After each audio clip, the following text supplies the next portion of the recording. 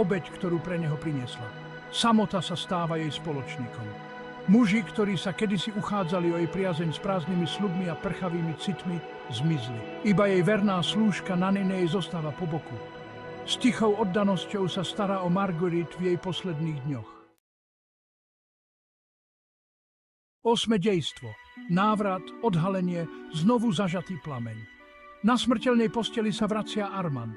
Dozvedel sa pravdu o Margueritejnej obeti od svojho otca. Premožený výčitkami svedomia prezradí synovi pravdu. Zaplavený žiaľom a láskou sa Armand ponáhla späť k Marguerite, aby ju prosil o odpustenie a povedal jej, že jeho láska nikdy nevyhasla. Je to bolestné stretnutie. Marguerite je nadšená, keď vidí Armanda, ale jej slabé telo len ťažko zvláda nápor emócií.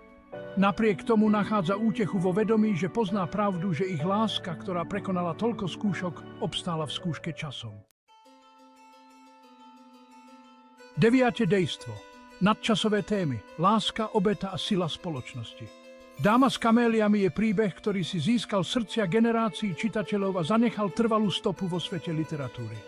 Jej príťažlivosť spočíva v nadčasových témach, ktorým sa venuje.